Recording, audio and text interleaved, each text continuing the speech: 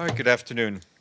The Security Council this morning was meeting on Yemen. The Secretary General Special Envoy Ismail ul Sheikh Ahmed told the Security Council that the situation in the country remains extremely grave, with the conflict intensifying daily, the tragic humanitarian situation which continues to worsen. He noted that for the third year in a row, Yemenis have seen the holy month of Ramadan transform into a month of tolerance and peace into a month of violence and hopelessness, with an increase in battles of attrition. The envoy said he continues to engage with the parties as well as with neighboring countries, noting he had just arrived from Saudi Arabia the morning and will depart for Egypt tomorrow. He called on all the parties to act for the sake of peace, stressing that their excuses are unacceptable and their justification are unconvincing, especially when especially when the solution is in plain sight. The opportunity to reach peace is not yet lost, he added. For his part, the Emergency Relief Coordinator, Stephen O'Brien, said that millions of Yemeni civilians continue to be exposed to unfathomable pain and suffering, with the risk of famine and cholera and associated diseases remaining acute in all but one governorate across the country. In the midst of all of this, he said that every day millions of people are struggling to survive the conflict, poverty, and daily economic hardships. Also speaking at this morning's meeting was the Director General of the World Health Organization. And the Secretary General Special Representative for South Sudan, David Shearer, spoke to the press in Juba earlier today. He expressed grave concern of the situation in Torit, where government and opposition forces have taken up battle positions on either side of an orphanage just outside the town. He said it is unacceptable that 250 children and other people who care for them find themselves in a no man's land between the warring parties, and he urged both sides to withdraw from around the facility. Mr. Shearer said that the UN mission has sent a contingent of Nepalese peacekeepers from Juba to protect civilians at the UN base. He also expressed concern about the situation in Upper Nile region, where 5,000 people from the area north of Pagak are fleeing in advance of government troops towards the town, which is a stronghold of the opposition. At least 25 aid workers have been forced to relocate from Pagak to the surrounding areas due to growing insecurity. And the UN mission in Abyei today condemned the attacks perpetrated by unknown armed groups, which resulted in deaths and injuries of civilians. The mission vowed to swiftly investigate the attacks with the Joint Peace Committee, the traditional leaders, as well as the Sudan and South Sudan governments, and bring the perpetrators to justice. Abyei has no police service system in place, and there is no functioning joint local administrative structure. The absence of these systems have resulted in the increase of criminal cases. In light of recent incidents, the UN mission has stepped up its security measures, particularly in and around the Amiet Common Market.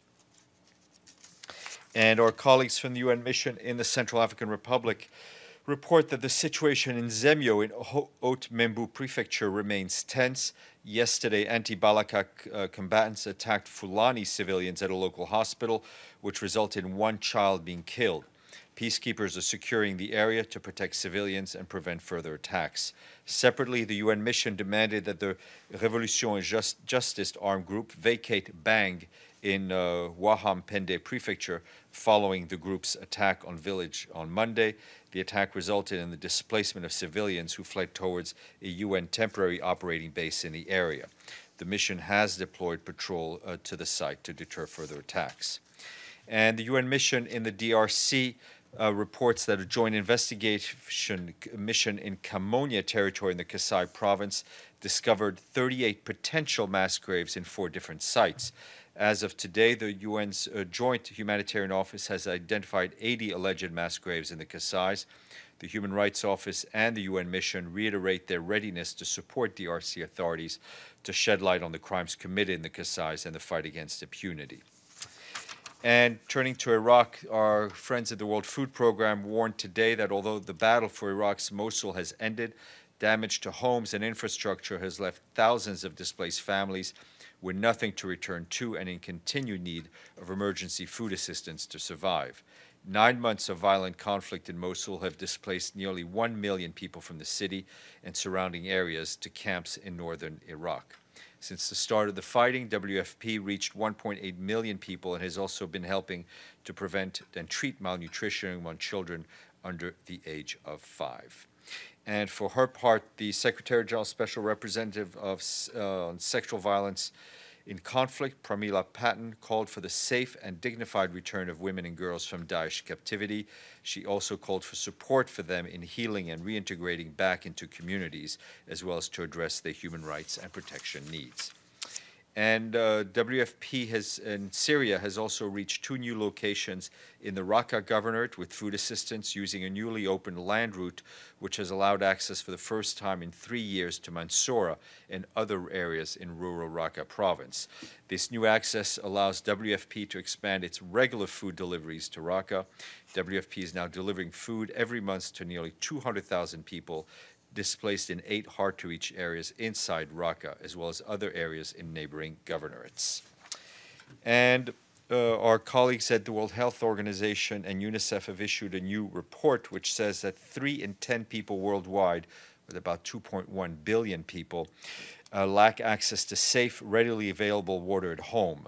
6 in 10, or 4.5 billion people, lack safely managed sanitation.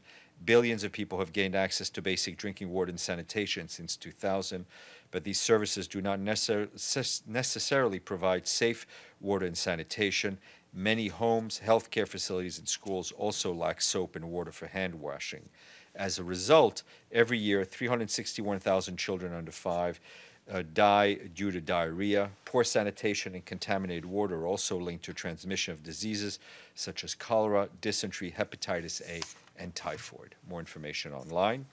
And UNESCO informs us that 21 sites have been added to their World Heritage list. Some of the new additions include Alerces National Park in Argentina, the Khomani Cultural Landscape in South Africa, and the English Lake District in the UK. Angola and Eritrea saw their first sites join the list, which are the town in Mbaza, Congo in Angola, which guards vestiges of former Kingdom of Congo, and the city of Asmara, which is the capital of Eritrea and an example of modernist architectural design. More on UNESCO's website. And Matthew, I think you've asked once or twice about Cameroon. And I can say that we've continued to monitor closely the situation in the northwest and southwest regions of Cameroon through the UN Regional Office for Central Africa, the Office of the High Commissioner for Human Rights, and our own UN country team. The UN is concerned about the detention of Anglophone leaders, including Agbor Bala, whose trial by a military tribunal has been further postponed till later in July, and has urged the Cameroonian authorities to provide an update on the status of the legal proceedings against all detained leaders. The UN reiterates its call to the Cameroonian authorities to abide by its international human rights commitments. With regard to the Pakassi Peninsula, the UN support team to the Cameroon-Nigeria Mixed Commission is currently on the ground working with Cameroonian and Nigerian authorities to clarify the situation and find the best way to address the needs of displaced Nigerian nationals. And tomorrow in this very room at 11 o'clock, you will be briefed on the launch of the World Economic and Social Survey 2017, called Reflecting on 70 Years of Development Policy Analysis. My guest at noon will be John Ging from OCHA, who will brief you on his recent mission to Eritrea. And then immediately after that, at 1 p.m., indigenous expert Tarsila Rivera-Zea of Peru and Joan Carling of the Philippines will hold a press briefing on the progress of indigenous peoples under the 2030 Agenda. And today, I'm delighted to welcome the 112th member state to our honor roll, having paid its regular budget dues in full. Thanks very much to our friends in Funafuti, which is the capital of which member state? Funafuti, come on. Close, Tuvalu, but we'll give you the first question anyway. About 650 family members returned from Idlib to Hay al-War in Homs. Mm-hmm. They said when they returned that this was not arranged through the United Nations, but the conditions in Idlib was so bad that they could not stay there. that they were deprived of any aid of any kind for a long time since they have left Hay al-War, which was under siege for a long time, as you know. What is the United Nations doing? Also, there are reports of Syrians returning from Lebanon. Today, more than 1,000 returned. So what's the United Nations doing? Why also the situation is so bad in Idlib? And well, you know, I don't have the granular details of the families you're talking about, but obviously, I think as we've said here for years now, we have struggled to get humanitarian aid in. We have struggled with the fact that the fighting has continued in so many places that it's been hard to get humanitarian aid in. Whenever an opportunity arises, we get aid through, as I've just mentioned, as WFP did in and around RAQQA. So whether it's ourselves or Syrian humanitarian partners on the ground, we try to get aid delivered as quickly as possible. But Idlib is very close to the Turkish border, and the access to that area is, I think, as I said, we're trying to get in as much aid in as many places as possible. Carol? I'll come back to you. You're not going anywhere. Neither am I. Carol, go ahead, and then Masoud. Stéphane, I'm wondering if the UN has a view on whether Chinese dissident Liu Xiaobao should be allowed to travel abroad for treatment. I don't have anything specific to say. My understanding is that there are discussions between China and a number of governments on this issue. Masoud. Thank you. Stéphane, thank you. I've been asking this question for a long time, and I've been given one reply all the time, and that is on the Palestinian children in Israeli jails, and that you will give me a figure. Has the figure come down or risen from 350, which was given to us in January? But children are still being incarcerated in Israeli jails, which is against the international law, but that doesn't apply to Israel. Can you please tell us, has the Secretary I don't have an updated number on hand. I can see if I can give you one. We obviously stand against the detention of children anywhere it happens, but I will try to get you an updated number. Mr. Lee. Sure. Thanks a lot, and thanks for the answer on Cameroon. I wanted to ask you about Libya. There's a report of the Deputy President of the Presidency Council, Ali Ghatrani, speaking to Mr. Salameh, and I just wanted to, and inviting him to visit Benghazi after liberation, etc. But I just wanted, has Mr. Salameh begun his work? Is he full-time? Where is he working from? He is full-time. I have to check if he's actually taken office.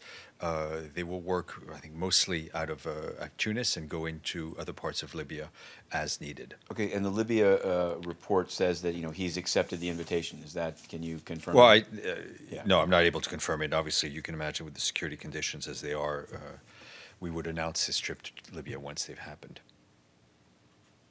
I've got more, but Carol, I'm not going anywhere.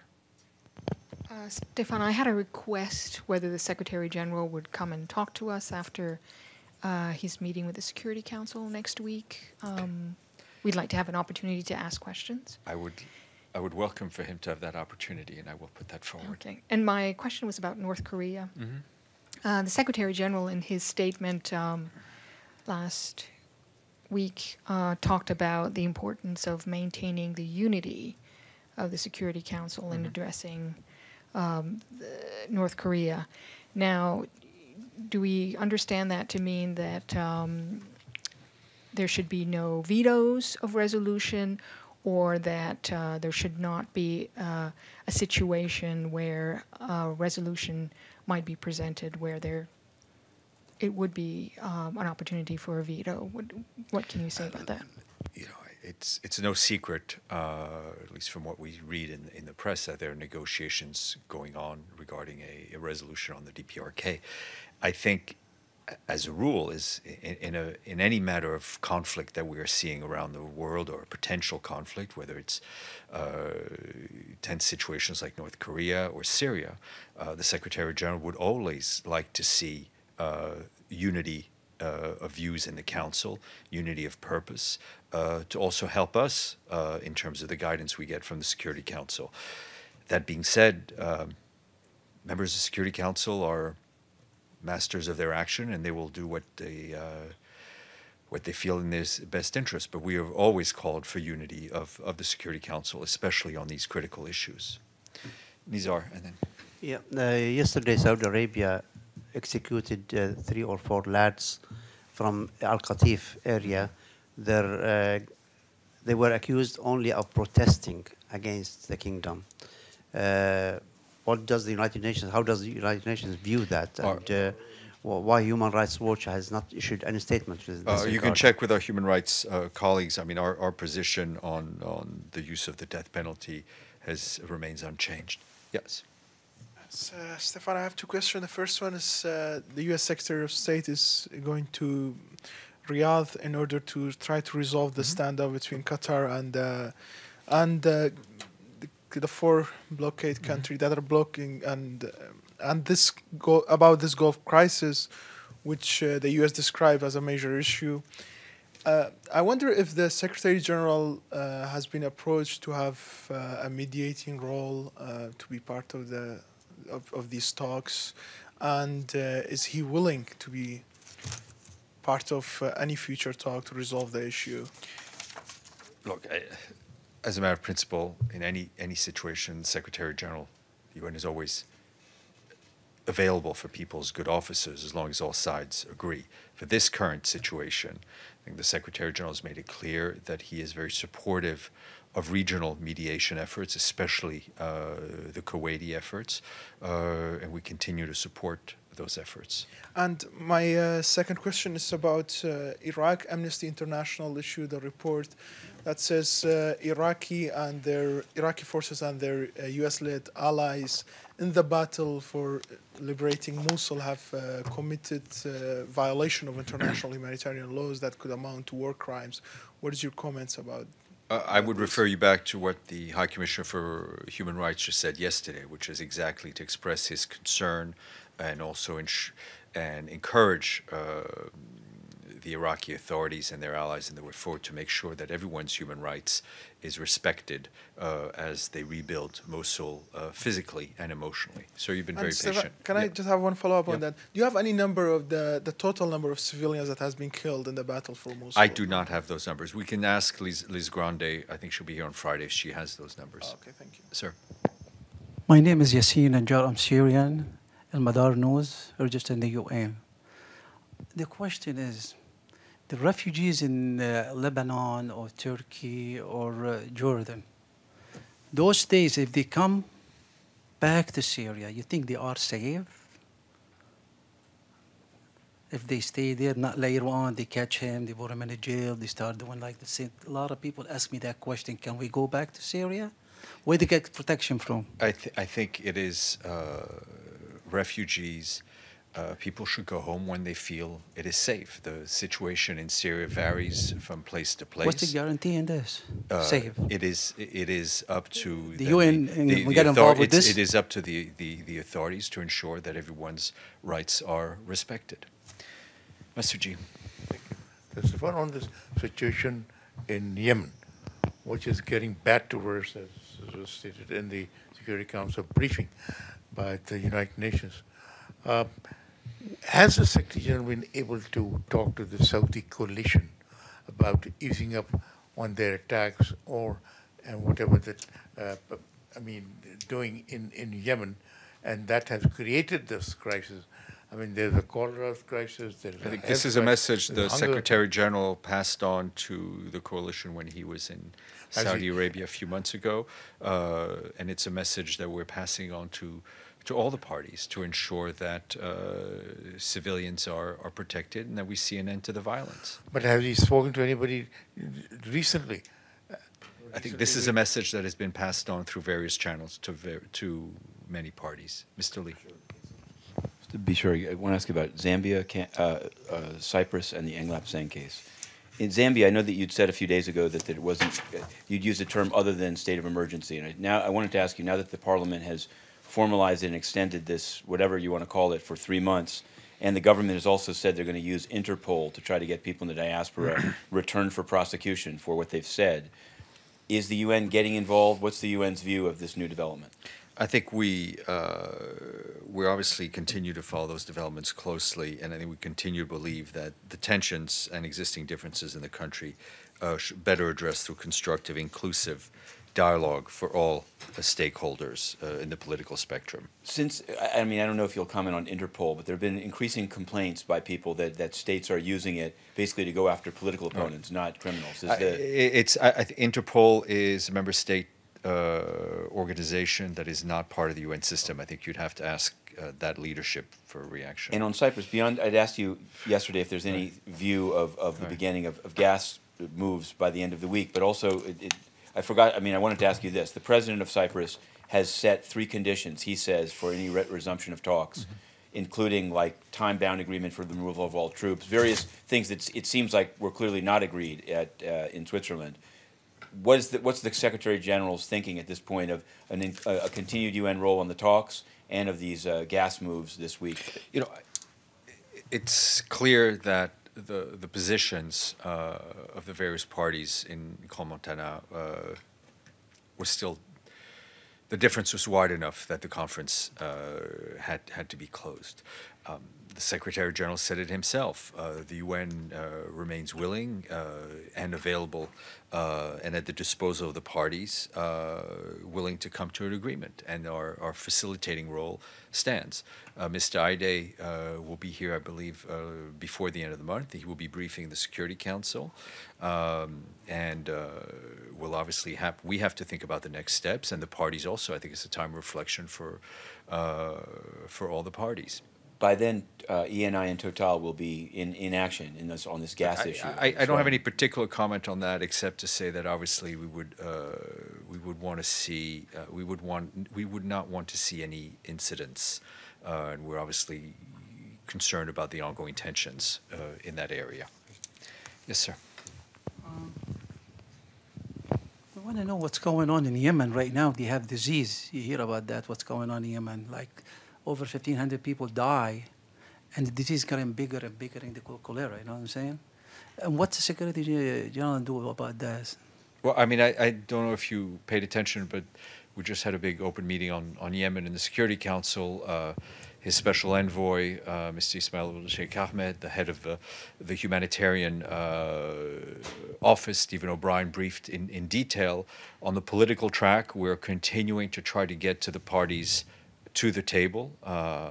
Mr. Ismail was in Saudi Arabia. He's trying to arrange a meeting with the General People's Congress, Ansar al-Allah. For us, there is no solution but a political one, and I think it's clear that those who continue to espouse violence will have to be held to account for the suffering of the Yemeni people. What we're seeing in Yemen, the crisis around cholera, around acute diarrhea, other waterborne diseases, famine, it's not an act of God, it's an act of man. That's right. And those who have their fingers on the trigger need to pull their fingers away and need to come and sit down at the table and find a political solution. Meanwhile, we continue to provide what humanitarian aid we can through ourselves, through our Yemeni partners, with the World Bank as well, to try to bring some comfort to the people while this conflict is ongoing. And those efforts are unfortunately underfunded, and we keep appealing to the international community to increase the funding to the humanitarian appeal.